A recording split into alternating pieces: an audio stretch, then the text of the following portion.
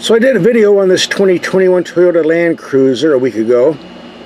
Very nice vehicle, but I was getting all kinds of crazy emails and people complaining that they can't find any on the dealer's lot, and if they find one out of state, they're asking $30,000 to $40,000 over sticker.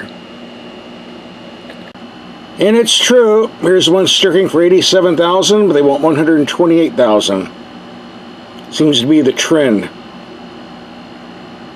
Bottom line, 2021 is the last year the Land Cruiser will be sold in North America.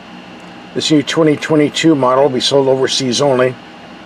Everybody's rushing to get a Land Cruiser, it seems. So if you find one on the dealer at sticker price, the one we have is $92,000, you might want to snap it up. Might be worth more than what you paid a year from now. We're at our garage and test facility. Let's see what we're rolling out this week. Well, looks like we got ourselves a 2021 Lexus RX-350. Nice looking rig. When I saw the price tag, I got a bit of sticker shock. Let's take a closer look. The base starting fee, $45,000 and change, but as you can see, there are options. Lots of options. $3,365 for a 15-speaker stereo and navigation, okay. But $1,975 for triple beam LED headlights, are you kidding me? Wow. And what's this $325 for a cargo mat down here at the bottom? You're charging us for a cargo mat on a car this expensive? Shouldn't that be standard? Well, apparently not. And there's the tab, plus tax and license. And no, it's not made in Japan, it's made in Canada, for those who want to know things like that. For those who want something smaller, we also tested the Lexus NX300 Hybrid. We'll have a link for that video at the end of this video. Just go to the end, click and watch. On the other hand, if you can afford this Lexus, you can probably afford this Mercedes-Benz AMG GLE 53. That was a nice one. We'll have a link for that video at the end of this video as well. One of the first things we do when we get a vehicle is take the headlights out in the dark and see how they perform, and for $2,000, I definitely want to see how these perform. It's dark enough, let's see what these headlights do. Here's what the rear view camera looks like, very high quality. It looks like we have some rain smudge on the lens outside. Rained yesterday.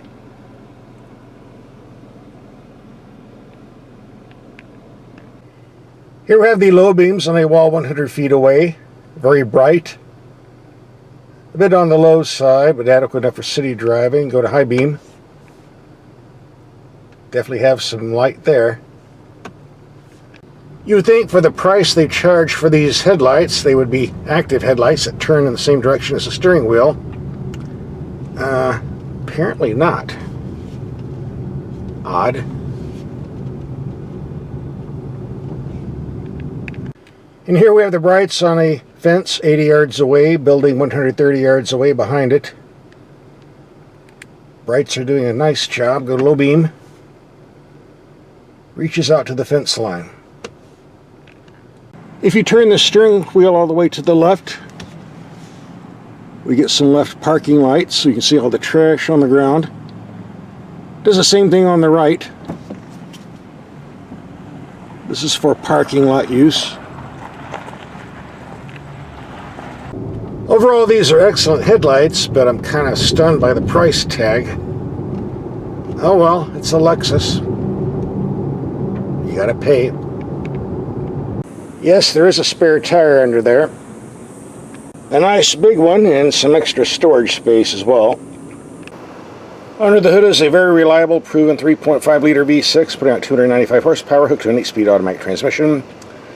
Fuel economy is claimed to be 21 in the city, 27 on the highway, and 23 overall.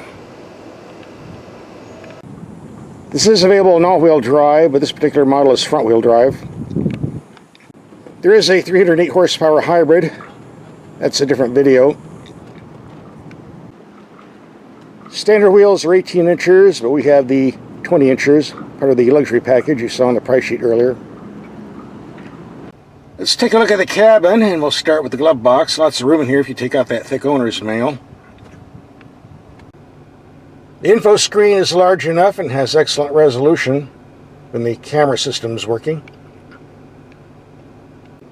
This is the control for the infotainment system. Instead of a stick, we get a finger touch pad, which works okay if you're sitting still, but you're cruising around at 70 miles per hour, bumping around the road. It doesn't work too well, but unfortunately, that's what we get. Using this takes a bit of practice. There's a learning curve here. Fortunately, the climate controls are easier to use. Simple knobs and buttons. And we get a real clock. That won't die when the warranty goes out, like other brands I could mention. And we have a drive mode control, Eco, Normal, or Sport. The gauge cluster is well designed and looks pretty nice with lots of useful information, but only if you're in the shade.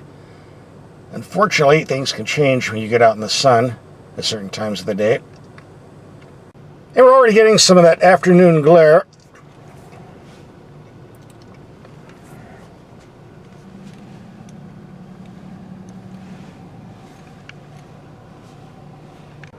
This seems to be a common problem on many Lexus vehicles and their sister company Toyota.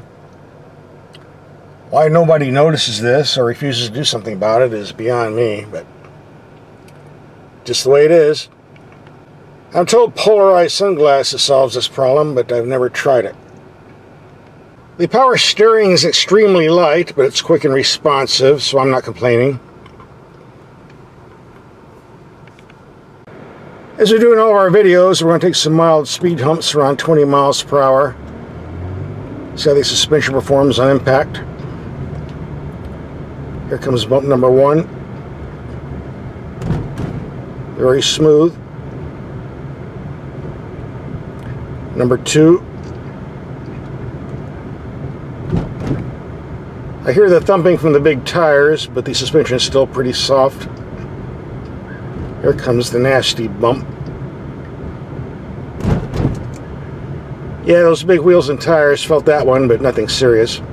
This is still a very smooth vehicle on the street. We've been averaging 23 mpg mixed commuting. We're going to take a highway trip. See if we can bump the numbers up a bit. Like so. This Lexus is a nice highway cruiser if you're in the habit of taking long trips. Certainly a good choice. Well, I was getting 31 to the gallon, but put my foot down the accelerator a bit too much, so there you go, 29.7. Still pretty good for a large SUV like this. This is an SUV. SUVs are made to be taken off-road, and yes, we did take this off-road. It does have the ground clearance. Not a problem as long as you treat it like a car. And looks like we had a flood last night, so we're not going to be able to cross this. Oh well, I tried. Time to wrap up this video. So what do I think about this Lexus after a week of driving? Well, this is a very nice vehicle. If we're going to do the 1 to 10 game, I might give it a 9.5. That's for the vehicle itself. As far as value for the money, though, these options are rather pricey, and this price tag is rather high. In my opinion, the best way to buy a Lexus is to get one that's off a 3-year lease in mint condition. Save yourself a lot of money. These are reliable, last a long time. That's the way I would do it, but that's me. If you have 61 grand sitting around you don't want, buy a new one off the lot. Coming up are links to other vehicles we've tested. Just click and watch. And subscribe. I need the gas money.